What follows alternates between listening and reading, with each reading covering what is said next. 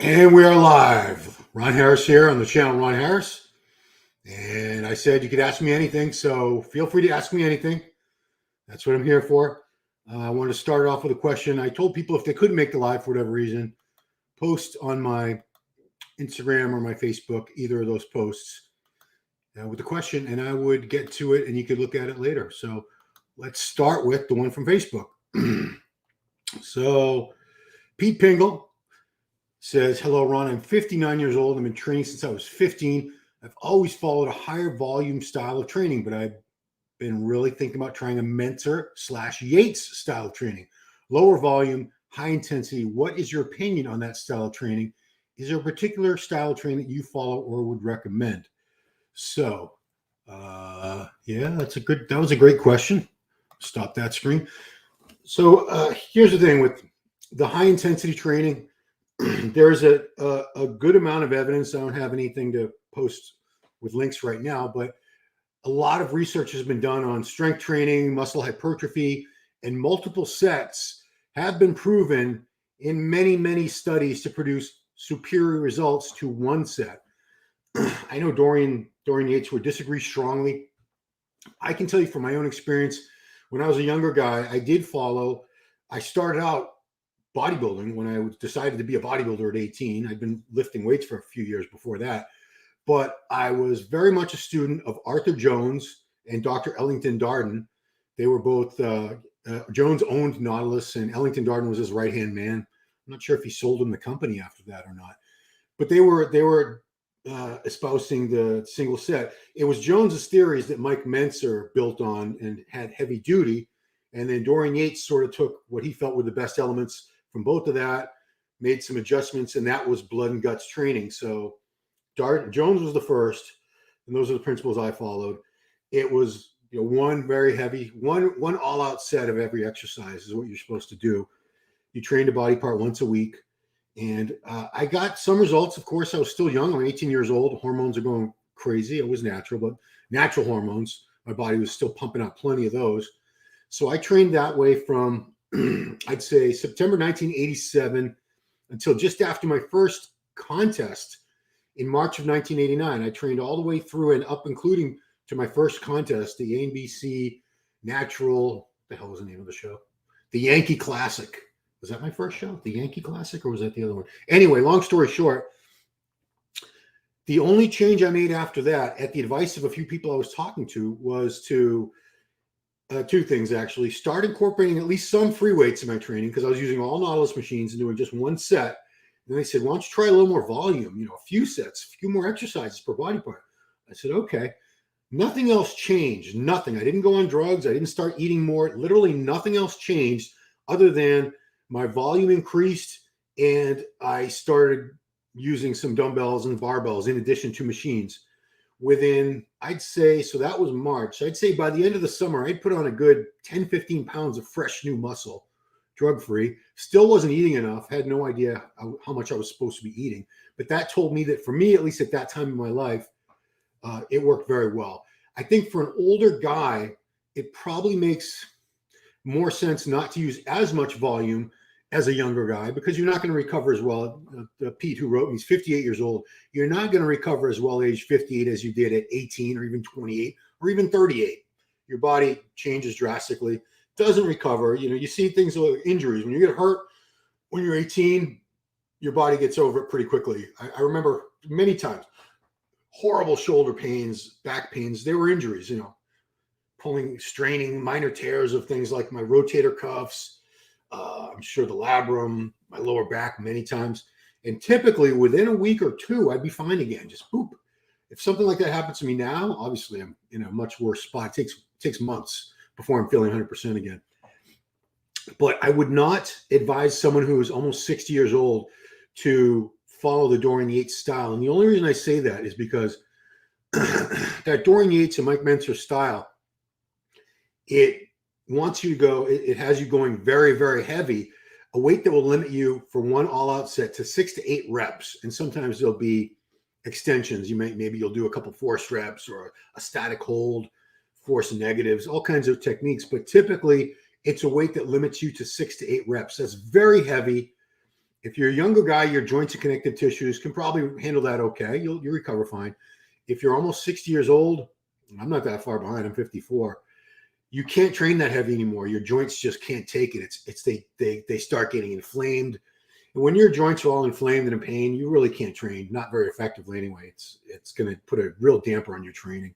So I would not advise that. I would go somewhere. I would split the difference between those two. Pete, I'm talking directly to you. I would do like three working sets per body part, and I would only go to complete failure on the last one. So the first two working sets, I would leave like a rep or two in reserve, RIR, rep in reserve. Meaning you could have done a couple more if you really pushed it, one or two more, but you stopped short. And on the last set, final set, and I wouldn't do more than 3 sets per exercise. And I would go all out on that one. Total failure until I couldn't move the weight, push or pull it even 1 more centimeter for sure. Yeah, recovery is a weird thing. I mean, it's not just age dependent. Some people just don't recover well. A lot of it can tie into your lifestyle and situation you're in. If you work a manual job, you're working, expending calories all day, and it's got like things like, I'm just going to random examples: contracting, carpentry, plumbing, mechanic, anything where you're physically putting out. God, furniture moving would be the worst. Someone like that should not be on a high volume plan because they're already doing a high volume of physical exertion every day as it is. So to pile on a bunch of a very high volume of weight training on top of that, be very, very hard to recover. You also have to look at your lifestyle in terms of, are you able to sleep a good 7, 8, 9 hours a night? They say older people don't need quite as much. Younger people need a little bit more. They say like at my age, 7 hours is ideal. 8 feels right to me, but 7.5, 8 is what I usually get. Are you able to eat consistently 5, 6 times a day? And, 1 or 2 of those can be shakes with a piece of fruit or a corn muffin or something like that.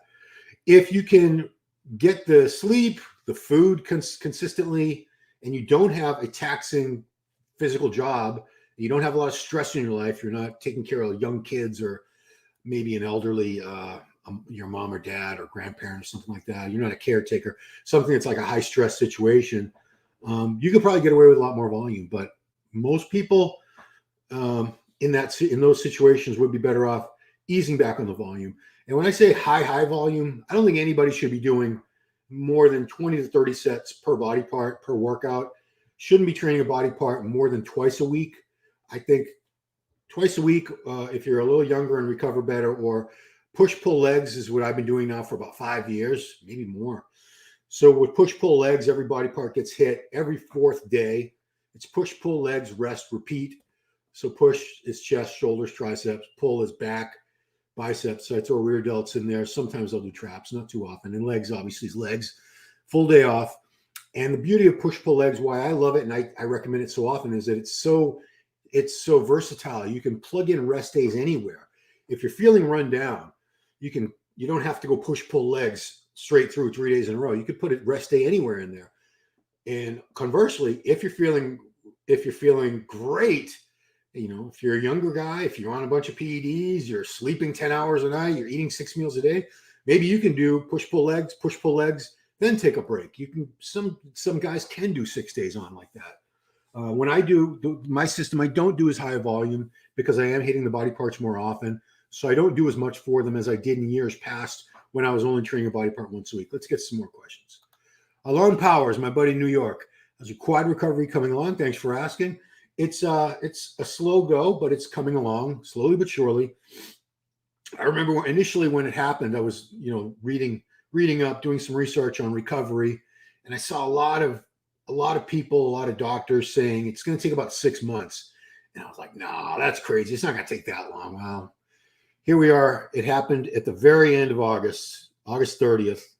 30 days has September. Yeah, the last day of August. So September, October, November, and we are now more than halfway through December. So September, October, November. It's been 3.5 months, and I can already tell in terms of size, strength, just full range of motion, flexibility. It's probably going to take me about another close to 3 months, if not a full 3 months, before everything's back to normal. And I don't even know if I'll have full strength back at that point, but you do get, I am grateful to be walking, no crutches, driving a car, training legs. I started training legs a couple weeks ago, very light workouts, obviously, but it's good to be able to get blood flowing in there again. And I'm pretty psyched. Thanks for asking, Alone. Your favorite music to flex? Talking about like to pose to. Geez, I used to pose to bands like Metallica, Godsmack, Lincoln. Did I ever do Linkin Park? No. No, I mean, I like hard rock, Disturbed, Slipknot, Marilyn Manson, Rob Zombie. I like stuff like that. That's what I listen to when I train. So I'm not sure. Oh, it wasn't music. My apologies, Derek. Do I have a favorite muscle to flex? Don't you always ask me that? It's probably the bicep. Yeah, the bicep. Yeah, look at that. Ooh, boy. Notice I will never hold my arm up this way. It looks awful. If I do it this way, it doesn't look so bad. But, ooh, it just lost like 50% of all its size when I did that. It's all about the angles. SYL says, good day, Big Ron. What's a good range of testosterone be from 41 and want to try TRT? So if you want to try TRT, I'm assuming you're going to go through a legitimate company, a TRT clinic or a doctor. They're not going to prescribe TRT, testosterone, to you unless your testosterone is out of range. It's low. They're not going to, if it's high out of range, they're not going to prescribe it for sure. So I'm not sure for 41 what the levels are, but typically for most clinics, it's somewhere around 300 is the low point, where if you're below 300, you qualify. You're a good candidate for TRT. So a good range of testosterone.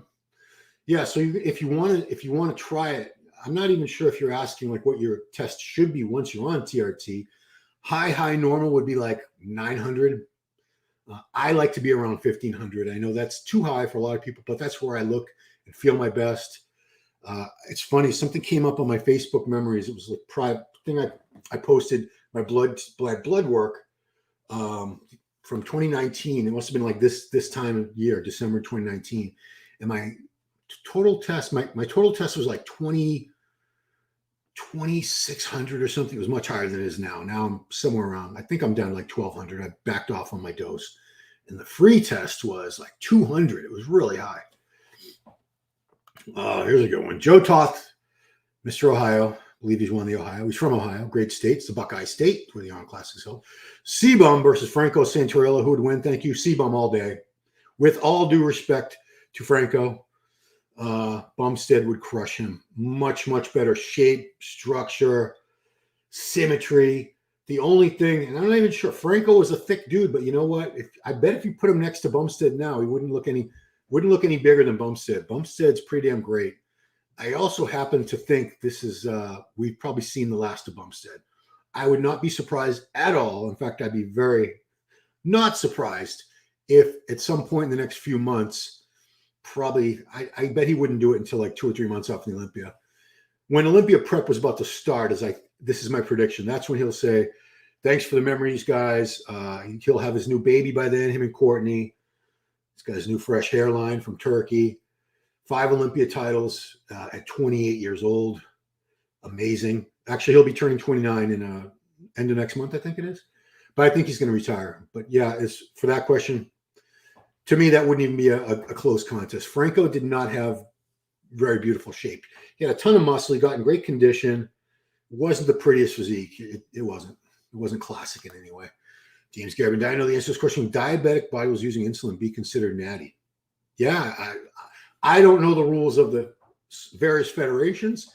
There are several different, James goes to my gym. He's from my area here in South Shore, Boston. So the biggest natural organization around here is one called OCB. There's a bunch of other ones around the country. And I've heard that a lot of them, if you're on TRT, even if it's legit, you can't compete with them.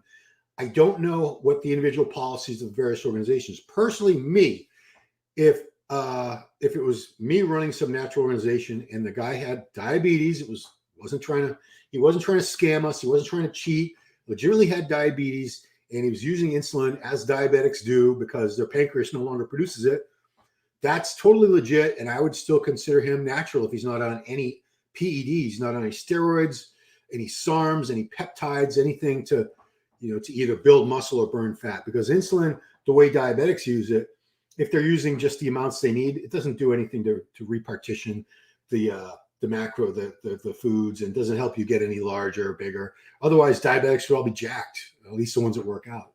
But, you know, people have pointed out that some of them, I think it was Tim Belknap from the early 80s, guy with monstrous legs, little fire plug of a guy. I think he was probably like 5'4". He was diabetic. He was probably the first well-known diabetic pro bodybuilder. And he reportedly used to use extra amounts of insulin beyond what was needed for his legitimate diabetes. And, you know, that was the rumor, is why he was so thick and everything. But, you know, I don't. So that's my answer, James. That's not every federation might have a different answer to that, as far as I know. Let's go. Love hard house music all night long. Look, for some reason, I'm not getting no pumps in the gym. I eat 6 meals a day and train 6 days a week as well. Still no pumps for some reason. Okay, two things come to mind. One is you might be dehydrated. You might be dehydrated. I can't remember who told me. This was some athlete that had worked with Honey Rambod, was his coach in the past. I can't remember which one it was. It might have been Phil Heath. He told me Honey was training him. So he was in person, and he couldn't get a pump. And I think Honey said, you know, you're probably dehydrated. A quick couple questions. Realized he hadn't been taking enough fluids that day. He went and drank an entire half gallon of water, waited a little while, and did the workout all over again. And amazingly had a pump. You can't get a really good pump. You can't get any pump without sufficient water in your system, because think about what volumizes the muscle. Our bodies are what, 70, 73% water, 80% water, whatever it is. But the muscle tissue needs to draw fluid into it to get that pump. Blood. You're going to have low blood pressure if you're dehydrated. So with low blood pressure, there's no way you can get a pump. You need a high volume, you know, at least a normal volume of blood. So that's one thing. Another thing that I would recommend, and it's going to sound crazy to some people, and other people are like, oh yeah, that makes sense. Low dose of Cialis every day, like 2.5 milligrams, 5 milligrams at the most. I do 5 milligrams a day every day. Not just for sex, although yeah, it makes sex a little better too, but you'll always get a pump. And people say, well, you know, a lot of people shy away from certain pre-workout formulas because they're high in caffeine, which gives you the stimulant effect, but it also constricts the blood vessels, caffeine, so that you don't have the blood flowing as well as it should be, which is why a lot of people don't get great pumps on pre-workouts.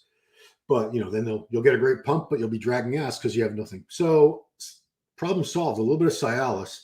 You could do a low dose of Viagra and have it right before the workout, like 30 minutes, 40 minutes before the workout. I like Cialis because it's so long acting. It stays in your system. You know, the French used to call it the weekend drug. I still don't have a word for weekend, because people would take it like on a Friday night and it would work for them all weekend. They wouldn't need to take any more Cialis. So yeah, that's my question. My answer. Love hard house. Hydrate. And if that doesn't do the trick, a little bit of Cialis. It's easy. It's cheap to get these days. Jacked up. I think the average guy prefer Regan's physique over Derek or Hottie's. Oh yeah. I think judges will move towards rewarding more realistic physiques. No, I mean, to do that would be doing a disservice to the sport. That's like saying, you know, it's not fair that the fastest guys in the world can run so fast. We shouldn't let them compete. We should only let guys who run pretty fast, but not that fast. No, you can't do that. It's bodybuilding. We have classic physique, which is all about aesthetics and shape and symmetry, the beauty of the physique. You know, I'm not saying that Derek and Hottie's physique are ugly, but they're not as beautiful, not aesthetically pleasing as like a Bumstead, a Ramondino, Urs Kalaczynski, these guys. So I don't think it's going to change. I don't think realistic physiques, you know, the one area I do see that, the one division I do see that happening in already, if the trend continues that we saw at the Olympia, is men's physique. The men's physique guys were getting so big, freaky looking, like bodybuilder big, yet with these crazy small waists that look photoshopped. We had these guys like Aaron Banks and a few others, Ferguson, monstrous shoulders, pecs, arms, chest, everything's just jacked, like a super heavyweight bodybuilder with a little waist. So they picked Ryan Terry for the Olympia champ, though, who was, don't get me, he's not a small guy, but he's not freakishly large like them. It's a more realistic physique. But open bodybuilding, I don't see that happening. Status on Hadi, Andrew, and Rubiel visa status. So it's funny you should mention that. So the video I did the other day, about the Arnold Classic list, I just did that yesterday, right? No, Friday. I did that Friday. So it actually got a couple comments from Brian Powers, he's the promoter of the Arnold Classic. He's the guy that puts the whole show on. So he said, I assume it's the same. I assume this is really him. Pending means we are just waiting for their immigration paperwork. We do not anticipate any issues. Hadi, Andrew, and Rubiel are training for the show. He also wanted to remind me the Arnold lineup is stacked even more. Oh, no. What did he say about? He did say something else. He wanted to let me know about the Arnold UK prize money is very high. The Arnold UK is giving out 100. Okay, here he goes.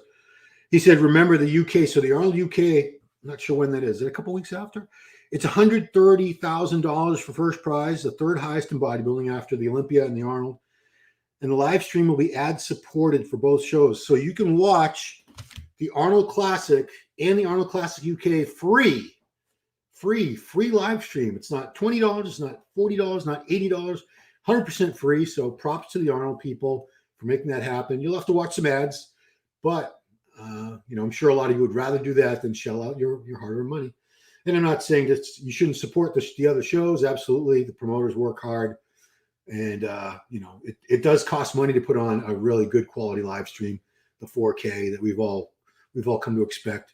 So, but that's pretty awesome. So yeah, Goku Luffy. It looks like all three of them are on track to be at the show, which is amazing to have Andrew and Rubiel. That's great. Andrew's a huge fan favorite. Nextzilla, he's the talk of the town now. He's the new kid on the block. Everyone loves fresh new talent. Hadi Chupan, though, Mr. Olympia in the show. That's amazing. I assume he'll get there, but that makes it it might be the best Arnold lineup ever. And it's tough. I would have to see some of the Arnold lineups, side by side. But if all of those guys that are supposed to do the show end up in the show, which they should, it's going to be a hell of a show. Mark Ferreira, Regan still needs to learn how to come in shredded to a show. He's getting better, but he still can take his conditioning next level, so he actually plays higher. Yeah, I haven't seen Regan in crazy dry condition, just like I haven't seen Samson in crazy shredded dry condition ever yet. Regan came pretty close. The last show that he won was France or Italy, one of those shows. He looked pretty damn good. He looked pretty damn tight. But he could have been a little tighter. That's it, just a little bit. But I agree. When he gets that extra level of conditioning, that's when we'll start talking about Regan. A conversation about Regan for like top 60 Olympia. The Regan that we've been seeing so far, he's not getting in the top 5 or 60 Olympia. His condition is going to have to be better, and I assume it's going to. Yeah, Mark, how's it going? It's going well. I'm here talking to you. But thanks for asking. Devotion, is it true that sex before gym reduces gym performance? I mean, if you're going to have sex for like 2 hours or something, yeah, I'm sure it would. I'm sure many of you guys, and you can comment too. I've done that many, many, many times. I won't lay out the reasons. Typically it's like the only time that my wife and I can put that time aside is early in the day, so before the gym. So I haven't noticed any decrease in gym performance as a result.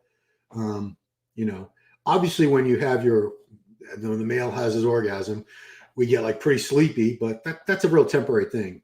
Unless you're like really tired and you need to sleep anyway, it's not like you're going to roll over and go to sleep.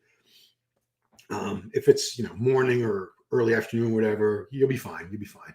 You're probably going to have a pre-workout and stuff anyway, if that's the issue, to just wake back up. Because the orgasm is very relaxing. That's why the old stereotype is the guy just like rolls over and starts snoring immediately after he busts his nut. But yeah, Devotion, you should be fine. In fact, Chris Cormier years ago, I think it was in his column. I think because I used to write his column, The Real Deal. But when I say wrote it, I still had to talk to him every month. I would ask him the questions and he would answer, and I would transcribe basically his answers, and that was the column. He said one time he had one of his best leg workouts on a day where I think he said he had sex with 2, or it might have been 3 different women earlier in that day. Yes, he was a Mac Daddy back in the day. I'm sure he still is. He's got game. Yeah, he's got game. So that's it. There's another good point Mark brings up about the pump. Increased sodium intake. That may help too. Use a pump product, see what happens. What Ron said about salicylic works great too. Yeah. Mark makes a good point. Without sodium, Sodium and water together going to give you, you don't want to have a ton of salt. You don't want to like eat a teaspoon of salt. You probably die. But you'll notice, those of you who have competed, if you were backstage and you were both dehydrated and you had been cutting salt because, you heard that salt's going to make you retain water, which, yeah, it will. But if you have no salt in your system, you can't get a pump. It's impossible.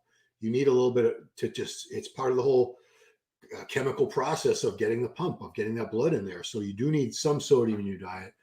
And you'll notice, probably a lot of you have noticed, the day after some cheat meal, like maybe you had pepperoni pizza, maybe you had Chinese food, you had something with a lot of sodium in it, you probably got bloated and watery, but the next day you had a killer workout, right? So yeah, sodium. Thanks for reminding me, Mark, because that's water and sodium. They're keys to the pump. If your body's really deficient or lacking in either one of those, when you start your workout, you're not going to get a pump. Problem child, rack pulls for back hypertrophy. I think they're great. I used to love them when my lower back would permit. Part of the reason I love them was, there's a couple of reasons. One, I could go so heavy. I never pulled more than 5 plates off the floor for 1 rep in my life, and that was pushing it. 4 plates was like something I could do at any week. But when it came to racks, which was just below the kneecap up, I could really pile on 6, 7. I think I tried 8 plates one time. I don't think that, I'm lucky I didn't blow a disc out. But rack pulls to me are better pure back exercise, because that bottom part of the pull from the floor, it's all legs. I mean, it's like a squat basically, except you're holding the weight from the bottom rather than on top. So yeah, racks allow you to just squeeze up. I used to really love rolling my shoulders back, squeezing the whole lat, squeezing the whole back at the top of every rep. And they worked really well for me. I built really good back thickness without doing any full standard deadlifts from the floor. It was all rack pulls. So I think they're awesome. I would do them in a rack. And the whole thing about pulling them off the floor, it's a full body movement. You got your legs involved, your glutes, and that's great if you still want to work legs. But the problem with deadlifts too, full deadlifts, that I always encountered, and I think a lot of other people, if you're doing deadlifts either the day before or after legs and you're squatting, it's like the same movement. Your lower back is getting trashed 2 days in a row. It's too much. I think it's setting you up for injury in a lot of cases, or at least extreme inflammation of your lumbar spine, your spinal erectors, not the spine itself, the muscles on either side of them. Yeah. Thanks, Mark. Yeah, I agree. See, we're community here, guys. I'm hoping to bring back some of that sense of community, because MD it just disappeared. The forums were just gone. The YouTube channel's still there, but we don't know. There's nothing being uploaded. There's nobody running the show. The Instagram page is still up, but they're on autopilot. There's nobody monitoring them, posting on them. Nothing's going on. The website's still up. But yeah, I would like this to be at least somewhere where some of the old MD community can hang out and talk and keep up that brotherhood of iron that we had going there for many, many years. Oh, Jen, hey, happy Sunday, Jen. Well, you said you're taking the weekend off. I didn't bother you. Hope you're having a great day. James Gary again, my buddy from Bayshore Athletic Club in Braintree, Mass. Always confuses me why people smoke a cigarette, blood vessel constrictor, right before training, particularly from the pump. Yeah, it would. I think they do it for the stimulant effect of the nicotine, which, you could get that from chewing Nicorette gum, putting a patch on, I guess. But there's so many other ways to ingest a stimulant. You got pre-workout, you can drink coffee, you can even take caffeine pills. So I don't know why you would smoke. It's obviously they're addicted. It's a very addictive habit. But yeah, it's huge in Europe. Smoking, a lot of people still smoke in Europe. It's very rare here. I think it's a combination of concern for our health and just the outrageous price of cigarettes. I think they're either $10 to $12 a pack now for cigarettes. I remember when I tried smoking when I was in like 6th grade. I hated it because my mother was a habitual smoker for many years, my late mother. But I don't know why. It was like a peer pressure thing. I was hanging out with this kid that he was like a little tough guy, and I want to be a tough guy too. So he had a whole pack of cigarettes. I think we smoked them all by the railroad tracks. I was like, oh, this is gross. But the point I'm trying to make is they were $1 or $1.25 a pack back then. This would have been like like 1980 or something. So clearly everything's gone up in price, everything since then. But yeah, the smoking thing, it always amazed me when so many European bodybuilders, that's how twisted my logic was back then. Like, why would they do something unhealthy? Now I think, well, they're on all these steroids anyway. What's you could look at that two ways. What's another drug? What's another drug when you're already doing all that? But then you could say, well, wait a minute, if you're already doing all that damage with the gear and whatnot, why would you want to pile on top of that with something so unhealthy as cigarettes? Yeah, it didn't make sense to me. Our Stav again. Do you think Ronnie Coleman's face and head changed significantly after first Mr. Owen? Can't tell if it's a hair or GH. I don't think his head got bigger. I do see some guys, and they all use GH, so I'm not making an example out of anybody, but like Kai Green's head to me looks a lot bigger than it used to be. I think Phil Heath's head looks bigger, but I don't know if it is or not. And, again, I'm not coming down on these guys for using GH. Pretty much everybody in every division, not just the open bodybuilding, uses growth hormone. I use 2 IUs every morning just for general health, just for a little better recovery, collagen production, hair, skin, nails. Keeps you a little leaner. You're not building any extra muscle on 2 IUs of growth a day, and you're not going to have those effects. You're not going to get the carpal tunnel syndrome, the pain in your wrists. You're not going to get the facial distortion features. I saw so many people, especially I'd say in the 2000s, like between 2000 and 2010, that decade, so many people that were getting that, especially women, that look where the facial bones grow. To me, it looked like a Cro-Magnon, a caveman look, where their brow ridge would grow. Their nose, this part of the nose, cartilage, would grow like big and fat. They'd have like a big fat nose. Their jaw would grow. Sometimes their feet and their hands would grow bigger. Palumbo is infamous for having he claims it's not from growth hormone. Maybe it's not, but maybe it is. He's like 5'9", and he's got the same size feet as a man of like 6'10". He's got these enormous size 16 or 17 feet. They're huge, super long feet. What was the question? Yeah, I don't think Ronnie's face changed, but to me, it's the hair. When you see guys with hair and without hair, it's to me like a drastically different look. And yeah, I think everybody's head's going to look bigger when you're bald because it's just an optical illusion type of thing, I think. I'm kind of dreading it because the end of next month, I'm going to Turkey to get my hair transplant that was already booked before MD shut down. So I have to go. The ticket's non-refundable. And they're going to shave my head. You saw how Bumstead, they shaved his and Ian Valier's brother-in-law's head completely bald. So my head's going to be shaved, and then I'm going to have the transplant areas look like crazy little red beads. It's going to be nasty. Oh, boy. Cody Jolly says, my grandpa's 92. Is that old? Too old to start TRT in your opinion? No, not at all. I mean, whatever time he's got left on this earth, however long that is, I mean, that's 92 is a hell of a run already, but let's say he lives another 8 years, goes to 100. Wouldn't you want a better quality of life for him? Wouldn't he want a better quality of life? So I don't know what his test levels are now. He might be some crazy outlier that still has normal testosterone levels. It's happened. It does happen. It's rare. Most people at 92, most men, their testosterone is like in the shitter. It's like, I don't know, probably like 100 or maybe 150, a total number. I would say for sure get him on that. He's going to have more energy, more mental clarity, strength, bone density, muscle mass. It's a great idea. I don't see any reason. I don't know if any doctors would have any opposition to it. There's no reason. There are no adverse effects. We've already disproven that prostate cancer is not linked at all to being on testosterone. If you have prostate cancer and you take extra testosterone, it's going to accelerate the cancer, but it's not going to contribute to you developing cancer. The testosterone that's been proven many, many times. Davy Boudin, I'm sure I'm pronouncing that so wrong.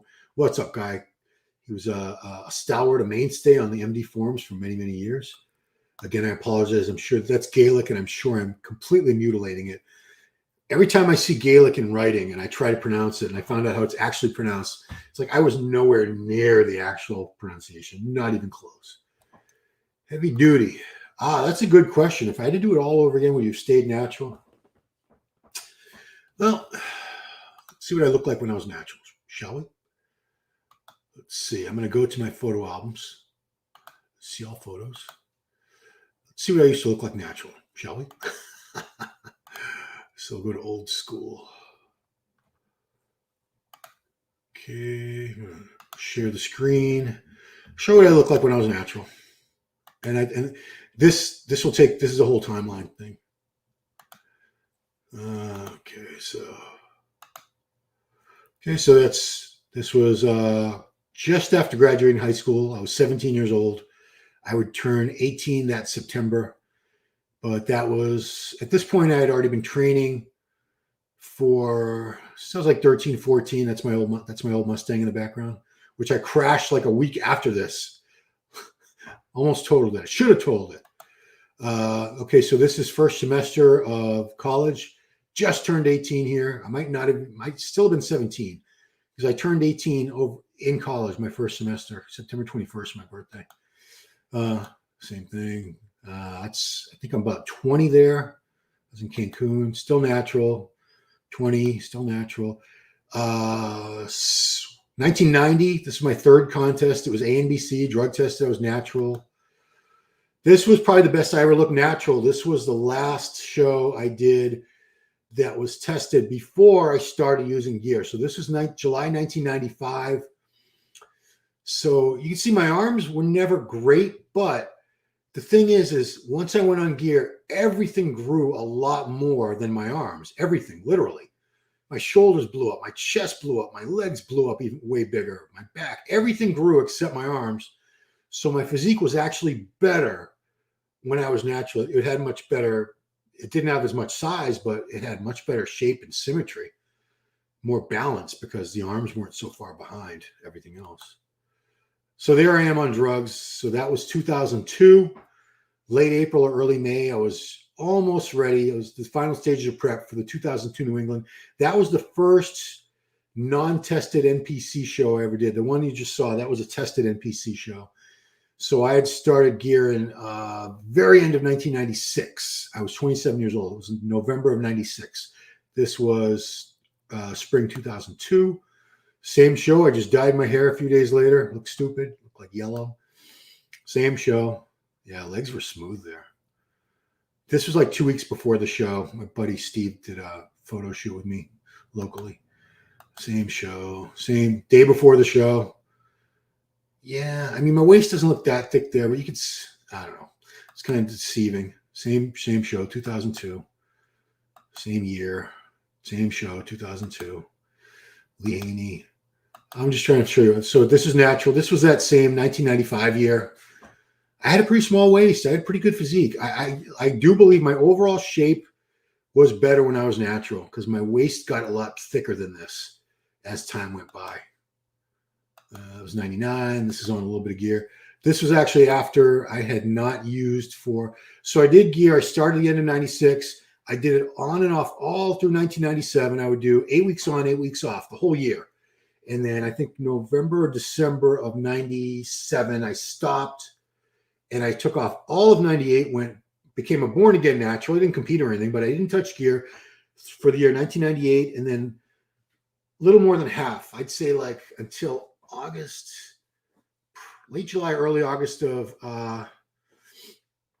1999, I went back on because I was about to turn 30 and I had an offer to do these commercials. This guy, the blonde guy in the middle, he was a friend of mine from the Old American Muscle Show. He was directing commercials for Valio weight gloves. They were more known for their belts. The gloves didn't quite catch on the same, but I was able to shoot a couple commercials for that. And I wanted the same thing. I shot for Iron Man magazine. Two different photographers I shot with Mike Neville in the studio. And this was Jerry Frederick at Gold's Gym Venice. So that's the same day of the video shoot, of the commercial shoot. 2002 on gear. So this was the first show I did that was not tested. The first show I did on gear. This was July 4th, 1997. Much bigger and thicker, much thicker and fuller than I had been naturally. But was it a better physique? I don't think so. This was 2005. It must have been because 2002 I didn't have glasses yet. Oh no, it says 2002 in the caption. Okay, 2002 again. Kissing Janet, Iron Man shoot, Lou Ferrigno, me and Marisa. Look how skinny I was. 2002, 2002, 2002. These are all on gear, 2002, 2002. That was 1999 when I got back on gear for the photo shoots and the commercial. Didn't compete. Just did it strictly for the photo shoots. 2002, 1980. That was 88. 88. Yeah. Wow. And that's what I used. These are the ones I used for the, I use that for the thumbnail. This is 2002. Yeah, it was the first time I'd ever had glutes come in at all. They came in clear years later in other shows, but that was the first time I'd ever really seen striations. 2002, 2002. They're all, look at how grainy and shitty that is. Okay, I think you've seen it. I think you've got enough. Oh, those look super grainy like that. Okay, let me stop the screen. I wouldn't have stayed natural because I would have always wondered, what if? You know, I, like many natural bodybuilders, I had this cockamamie, this insane notion that if I went on drugs, I'd be just like those guys, the pros, because I was working in the business, in the industry at that point for 96. I'd already been working in the business for 5 or 6 years. I knew I'd been around guys like Flex Wheeler, Dorian Yates, Jay Cutler. No, I didn't. I wasn't really around Jay. Anyway, the biggest guys in the pro bodybuilding, Dorian. I honestly thought I could look like that if I went on gear. And I would have always thought that. But then when I went on gear and I'd done a few cycles, I think it hit me that those guys have something that I don't have, some genetic component that I don't have, because they blew up to this outrageous cartoonish size, and I'm a lot bigger than I used to be, but I'm not like that. I don't look like that. So, no, I mean, I'd have a better physique if I'd stayed natural. I'd be healthier. I would have no worries about my heart, my kidney, my liver. You know, I'm actually going to start working with Dr. O'Connor on his app, which I advertise. It's in the links in my Instagram. I did a Facebook and Instagram post about it. Going to start working with him through his app to monitor my health a lot more closely than I have been, which is a cool thing because, you know, I'm 54 and I want my kids. I want to be here for my kids, even though they're older, 24 and almost 30. But I want to, if my daughter's probably going to have a baby within the next year or two. And I want to be around for see my grandchildren at least go into like adolescence or something before I kick it. So that's a tough question, heavy duty. That's a tough question. I would never have built the size and the muscle density, I don't think, naturally that I did. But yeah, I'd be healthier and I would have a better physique. I'd look better. I'd have a better V-taper. Maybe my arms, you know, wouldn't look as small because the rest of me wouldn't have been as big. Who knows? Kevin coming in after watching football. Hope is all is well with you. So at the Patriots and Chiefs just played, my wife just texted me. She went to go to the Trader Joe's that's down in Foxborough. And if you know, that's where Gillette Stadium is. And she texted me, Patriots game today. I'm so screwed because the traffic is horrific on Route 1 there. People, is the game over? Are they leaving the game now? Or is the game starting? I don't follow football, but I'm assuming the game must be over. Or I don't know. Yeah, she's screwed. I should have told her there was a game. What did your ab routine consist of? Tears of Joy. It was so simple. I don't think you need to do a lot of different ab exercises. Some sort of something where your knees come up toward your body, like if you're in hanging leg raise or you're in that chair thing, the captain's chair where you're doing lifting up your knees. One of those for like, I would do like 4 sets of, I don't know, 15, 20 reps, and then some kind of a crunch. Either just body weight, or I used to like crunch machines. I still do. Or a rope crunch where you're holding the rope attached to a cable and you're just crunching down like that. 4 sets again, 15, 20. You can go a little heavier if you really want to, but the problem with that is you're going to start engaging a lot of other core muscles. If you want a big, strong, thick core, that's great. Do that. Go heavy and train abs heavy. Problem with physique competition is you want well-developed abs, but you don't want a thick, blocky waist. You don't. So I would shy away from going really heavy on abs. If you already have sort of a thicker waist, I would not do anything weighted. I would just do all body weight. But really two exercises like that 3 times a week. I don't think once a week is enough for abs. I would say like every other day or close to it. 3 times a week, 2 exercises, 4 sets each. You should be good. That's all I did. And I'll be brutally honest with you guys. I didn't even train abs until I would start training abs at about 8-10 weeks out from a show. Rest of the year, I didn't do anything for them. I always felt they got enough stimulation from stabilizing everything else, which was just me being lazy.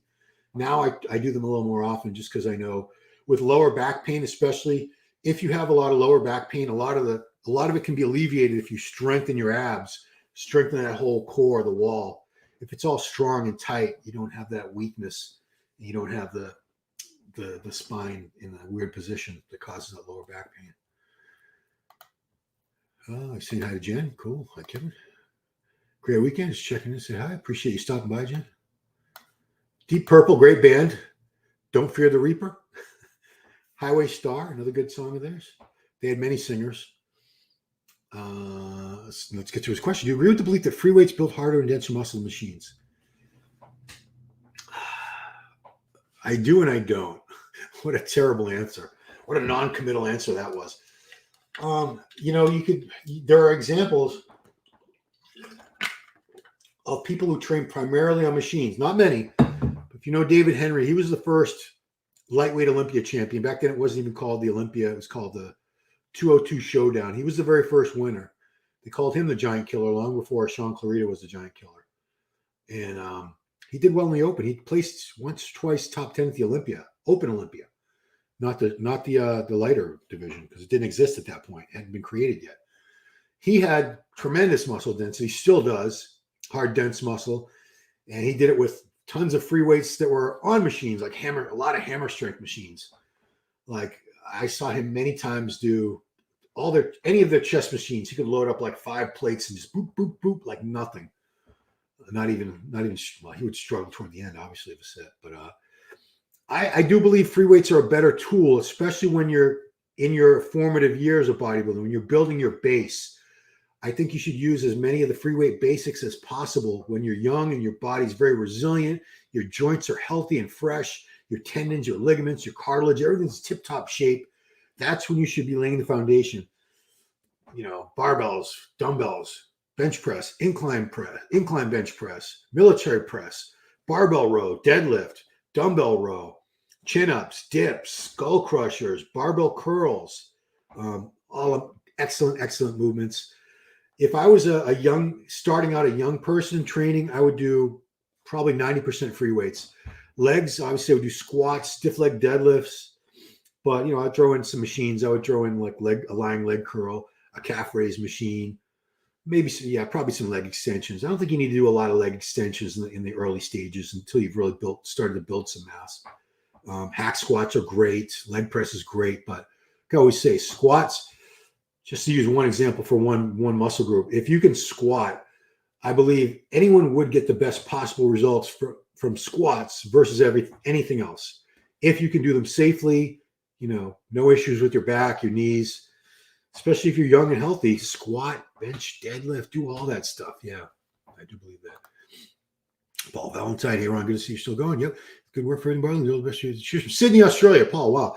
So for Paul, I believe it is, I'm probably off by an hour or two because I know, I think desktop Xavier. I think Xavier's in Melbourne, right? He's 14 hours ahead. So in Melbourne, it's 8:49 a.m. on Monday right now.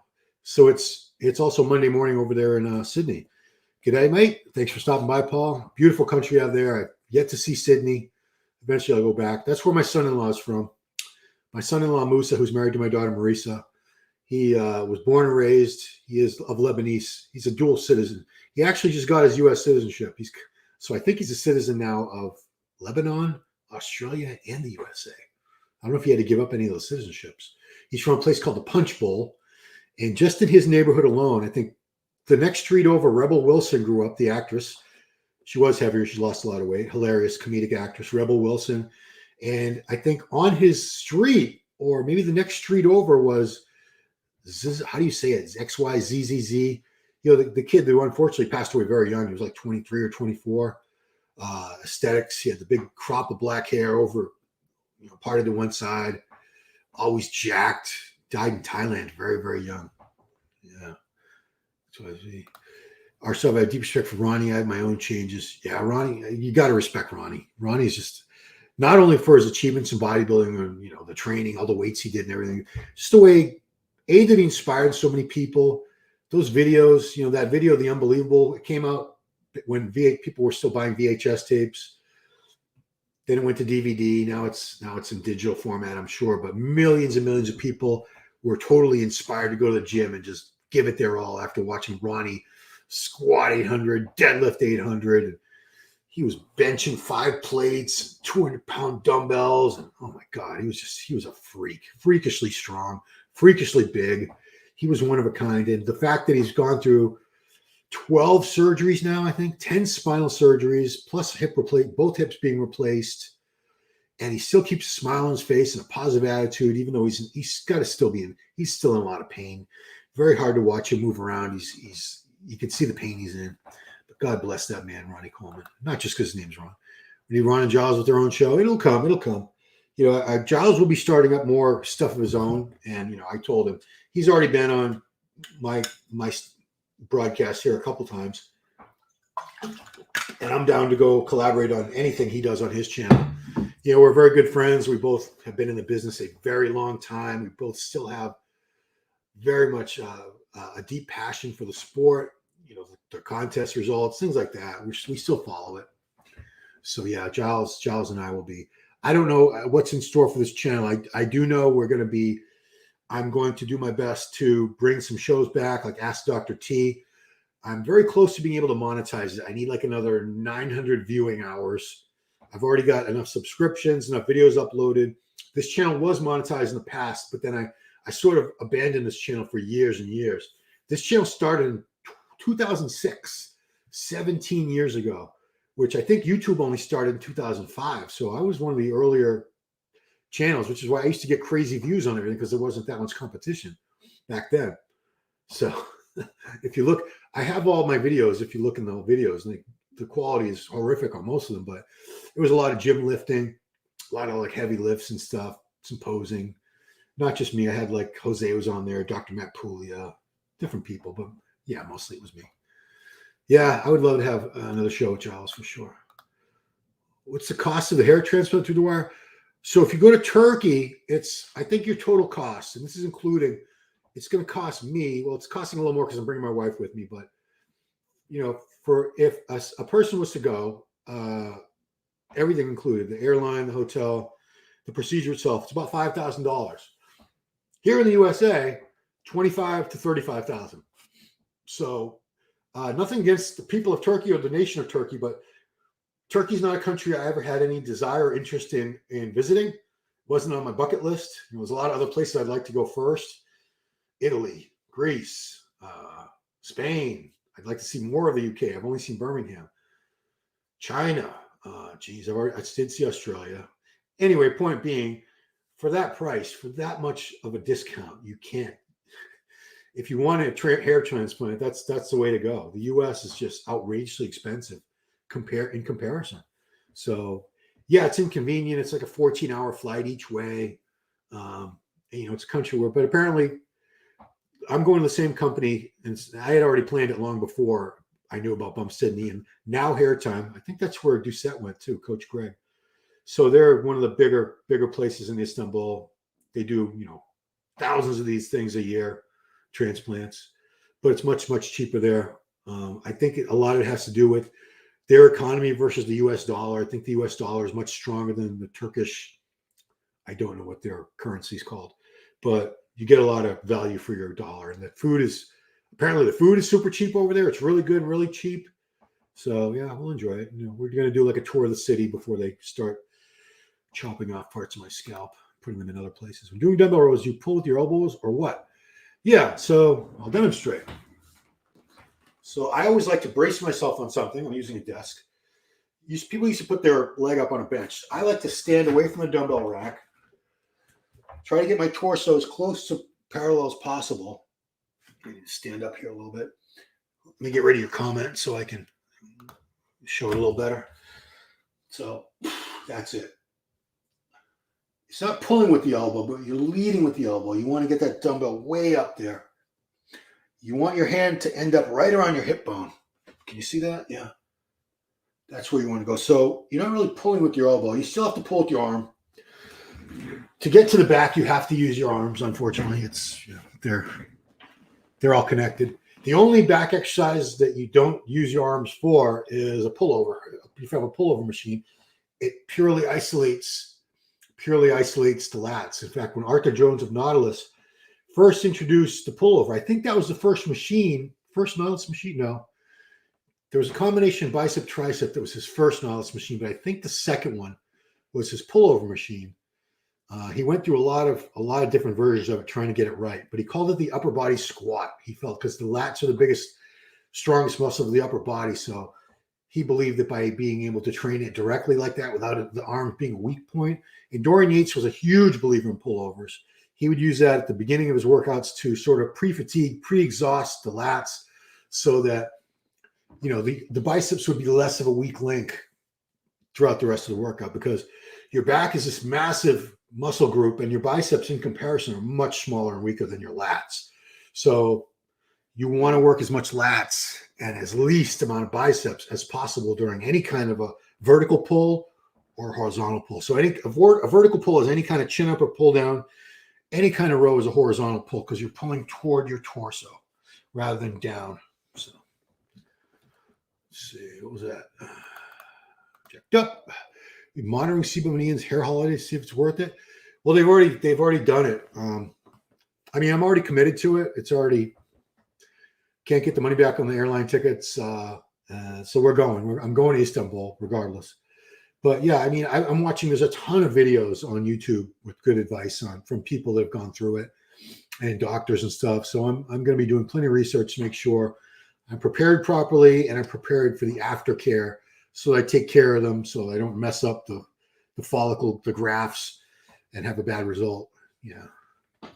So no, I mean, I check up. They don't post much about it. It's not like they do like a daily or weekly blog on the hair transplant.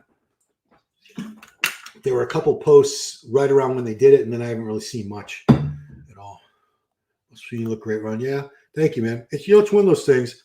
I'm not saying I looked awesome back in the day, but we're so critical of ourselves as bodybuilders that we look in the mirror and all we see is flaws. And I remember back then, to a certain extent, I was pleased with what I saw in the mirror. And on the other hand, I was like, I'm not big enough. My arms suck. This, that, flaws.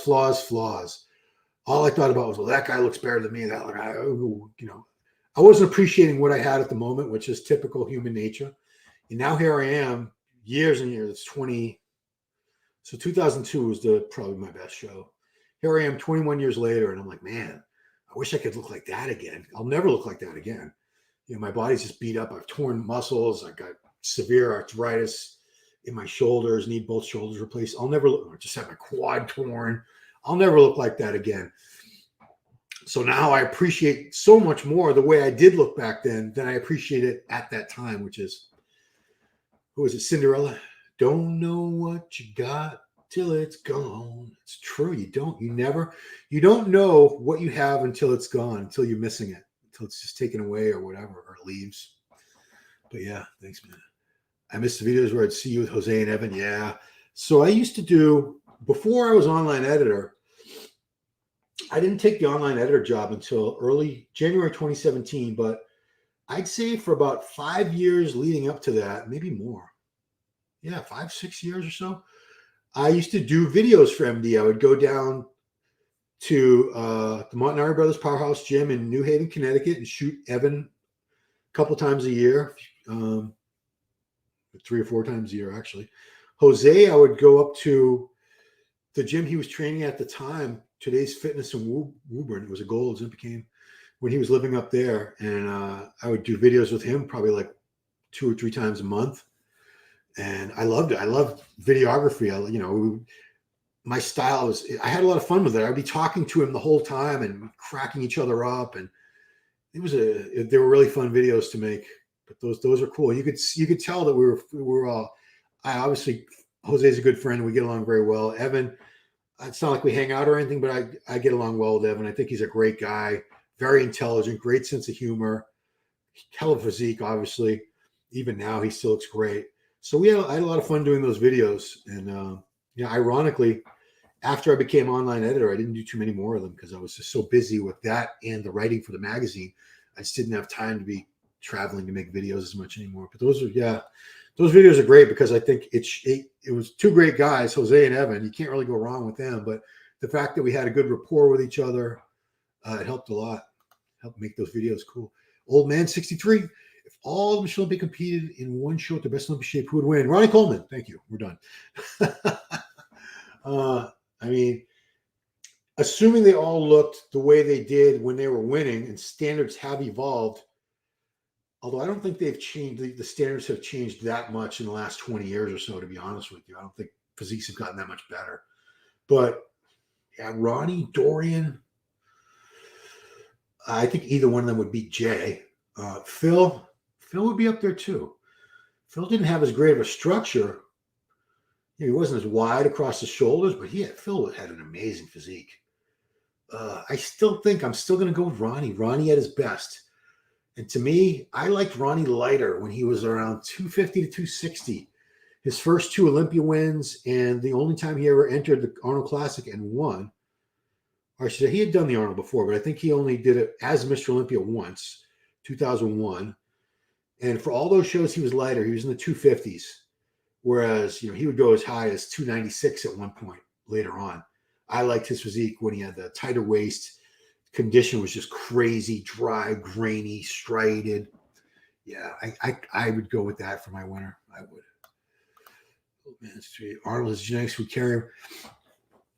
If Arnold were competing today, if, a 25-year-old Arnold, 27-year-old Arnold was competing today, he would certainly rise to the occasion and match the standards. He would have bigger legs, a thicker back.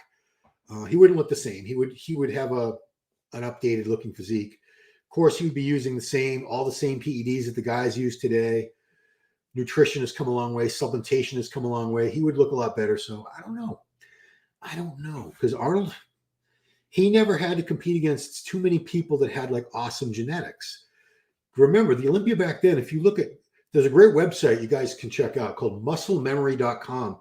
And if you put the contests, you can look at the results of every Mr. Olympia. There were a lot of Mr. Olympias in those early years where Arnold was only competing against like 2 or 3 other guys, 4 guys at the most. Look at pumping iron. He only had to beat Lou Ferrigno and Serge Oubre in the over 200-pound class. Or was it short and tall? And then the short winner or the under 200-pound winner, whichever it was Franco Colombo, his good friend. So he only had to beat 3 people to win the Olympia that year. There were some years in the years past, Sergio Oliva, I don't know if it was 68. One year Sergio Oliva showed up and nobody would compete against him. So he just came out and posed and they gave him his trophy. Dead serious. One competitor in the Mr. Olympia that year, Sergio Oliva. That's it. So, and a lot of those early Olympias had like 2, 3, 4 guys.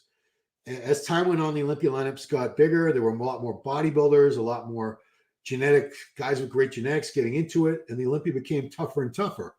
So Arnold was awesome, an amazing champion, actor, politician, all that great stuff. But I don't know how he would do today. I don't know what he would look like, a modernized version of Arnold.